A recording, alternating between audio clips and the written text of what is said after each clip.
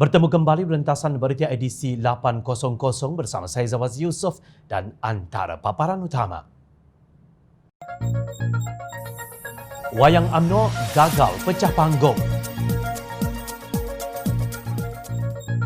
Reaksi Timbalan Menteri Agama dipersoal.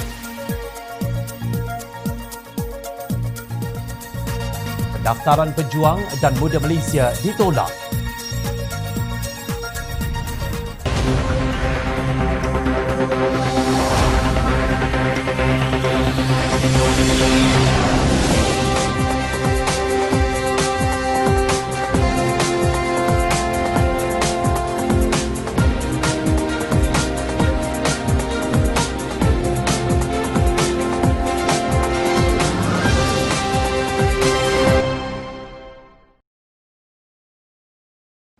Assalamualaikum dan salam sejahtera. UMNO Barisan Nasional masih lagi dalam samarinda kuasa yang entah bila kesudahannya. Gegak gempita politik negara selama seminggu, gertak dan ugutan separuh masa yang sudah boleh dijangka rakyat jelata. Dengan popcorn atas meja, wayang UMNO yang penuh dengan aksi tidak matang pemimpinnya menjadi cemuhan rakyat kerana plot ceritanya telah dapat diteka, sah gagal pecah panggung.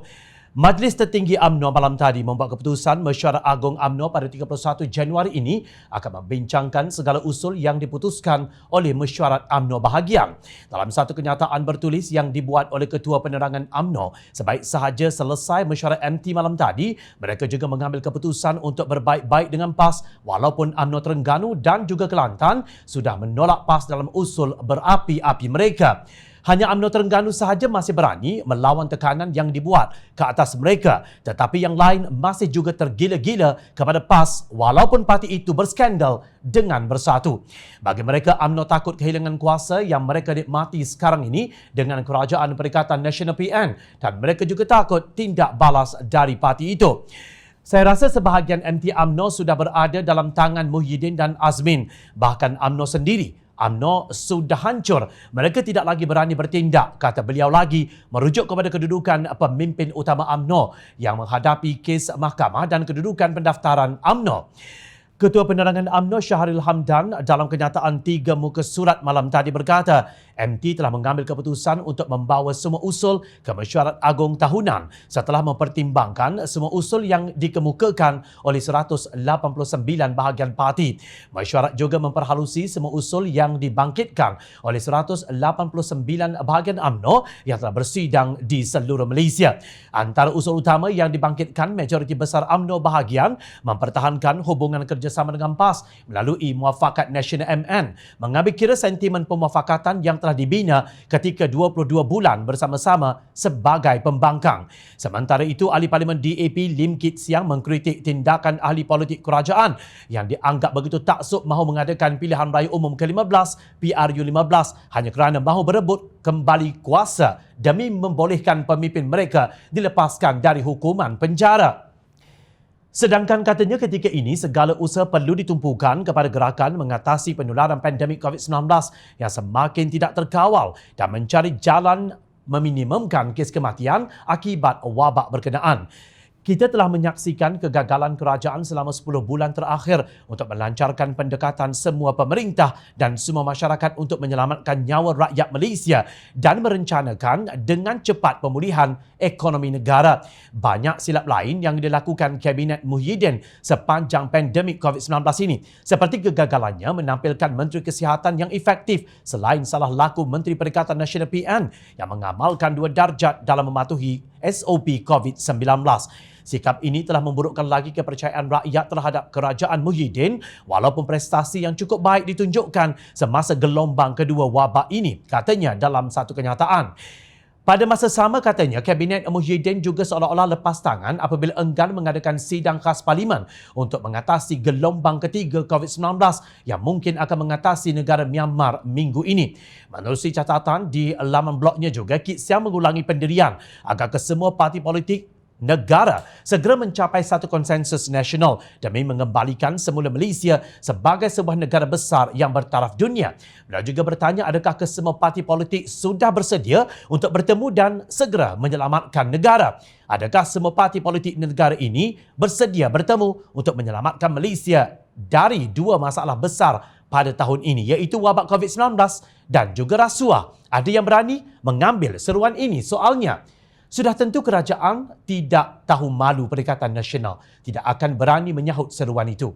Bagi mereka selagi hayat di kandung badan, kuasa perlu diutamakan. UMNO BN tidak pernah habis dengan naratif mengugut Muhyiddin dan kuncu-kuncunya dengan pelbagai kontroversi, kenyataan dan perbalahan yang dirancang demi memastikan kehendak mereka dipenuhi. Bersatu pula sibuk dengan percaturan politik, mengekalkan Muhyiddin sebagai Perdana Menteri Tebuk Atap, mendapatkan sokongan dengan cara menabur bunga rampai kemewahan dan juga jawatan. Pas pula, hanya tahu angguk-angguk geleng-geleng, diam membisu dan paling hebat pun keluarkan dalil 3 suku masak untuk menghalalkan semua tindak tanduk mereka.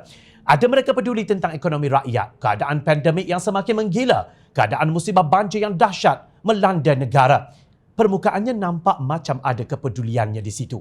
Tetapi di lapisan dalam penuh dengan muslihat dan kepalsuan jiwa pemimpin Perikatan Nasional yang hanya tahu mencatur projek sana sini demi kantung sendiri.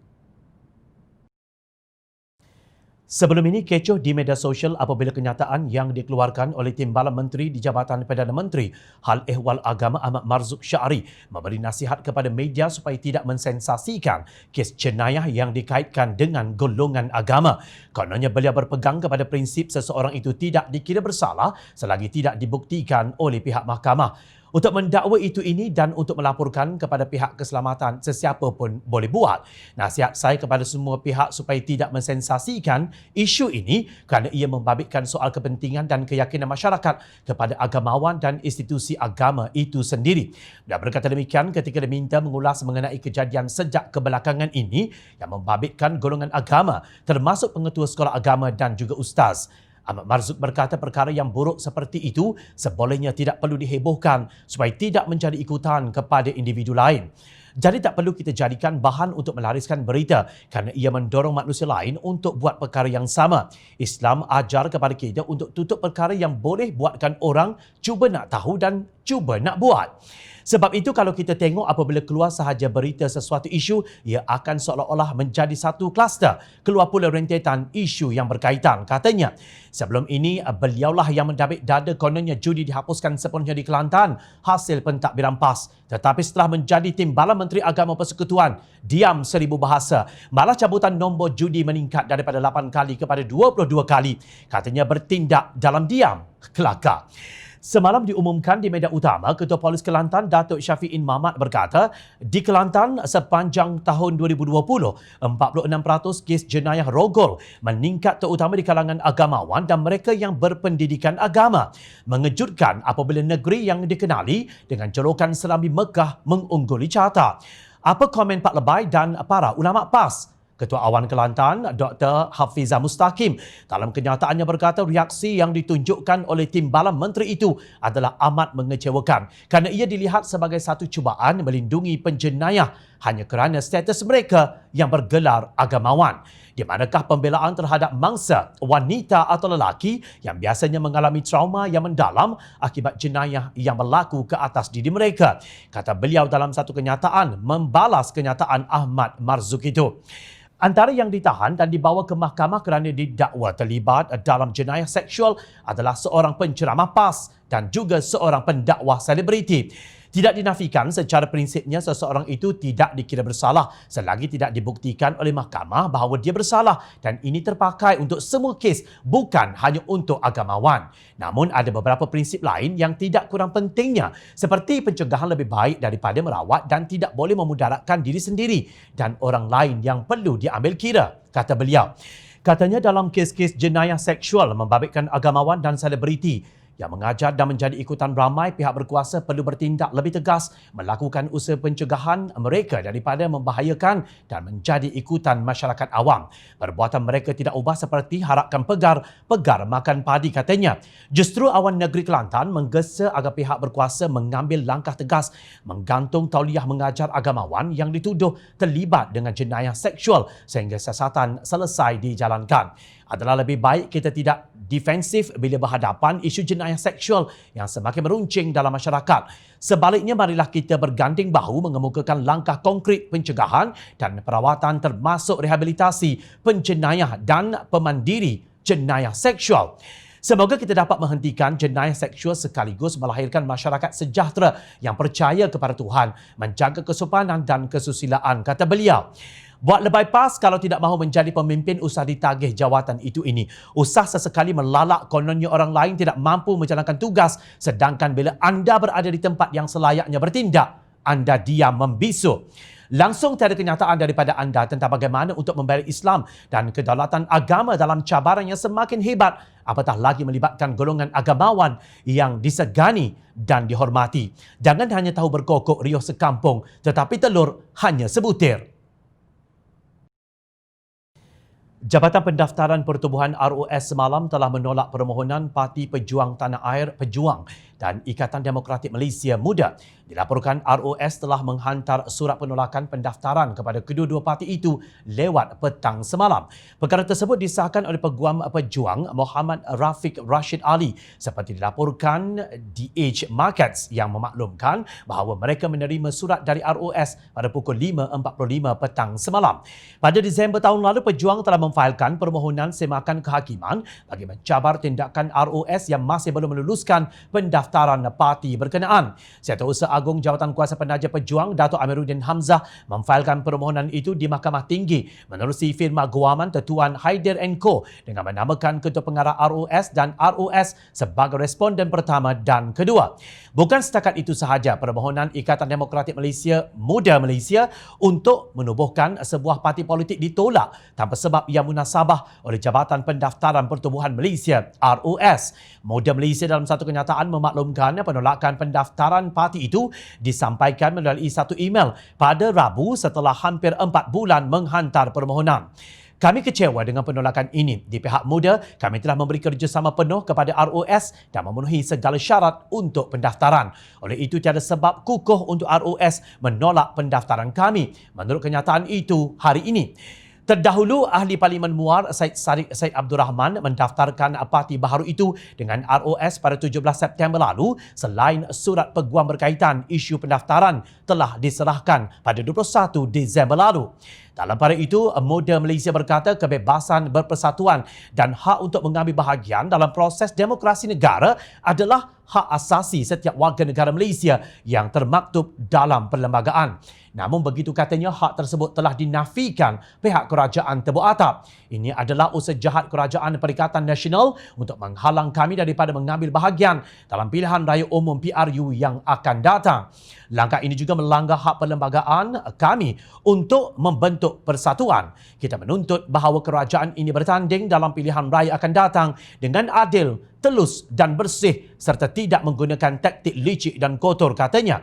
Dalam kenyataan sama, Muda Malaysia mendakwa penolakan tersebut juga sehari selepas pembongkaran skandal keluarga Ahli Parlimen Pasir Salak Datuk Seri Tajuddin Rahman berhubung projek transit aliran ringan LRT Dang Wangi. Sebagai itu, bergerak ke depan, Muda Malaysia akan mempertimbangkan segala pilihan yang sedia ada termasuk tindakan mahkamah. Alahai Perikatan Nasional, rasa gentar ke dengan kehadiran pejuang dan muda di persada politik tanah air atau rasa tergugat dengan kehadiran parti baharu yang bakal menggugat kedudukan Perikatan Nasional yang tidak pernah stabil sejak tertubuhnya Kerajaan Tebuk Atap Mac lalu? Kalau betul anak jantan, ayo bertanding dalam PRU 15 dengan penuh semangat dan aura demokrasi yang didaulatkan. Bukannya dengan cara ini. Ini namanya jago kampung.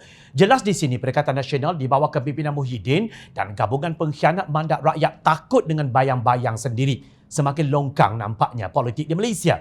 Bagaimana mungkin rakyat ingin percaya kepada Kerajaan Tebuk Atap ini? Kerjanya bergaduh siang malam, berebut kuasa dan kedudukan. Rasuah semakin bermaharajalela seolah-olah ingin kembali ke zaman kleptokrasi UMNO BN. Dan bagaimana mungkin pelabur asing ingin menjenguk peluang ke negara kita andai kata begini caranya mereka mentadbir negara. Jangankan nak bina kilang atau bangunan tinggi mencakar langit yang menawarkan puluhan ribu peluang pekerjaan, nak labur untuk buat reban ayam sekalipun mereka tidak percaya. Seelok-eloknya Kerajaan Perikatan Nasional ini duduk di depan cermin sakti dan berjampi. Wahai cermin sakti, kerajaan manakah yang paling tak guna atas muka bumi ini? Nescaya pasti lari lintang pukang gerombolan tebuk atap apabila terpancar wajah mereka sendiri. Ingat, rakyat sentiasa memerhati. Teruskan bersama kami di Jom Channel dan layari portal jomchannel.net untuk mendapatkan berita politik tanah air. Saya Zawaz Yusof, terima kasih untuk perhatian. Assalamualaikum, salam sejahtera, jumpa lagi.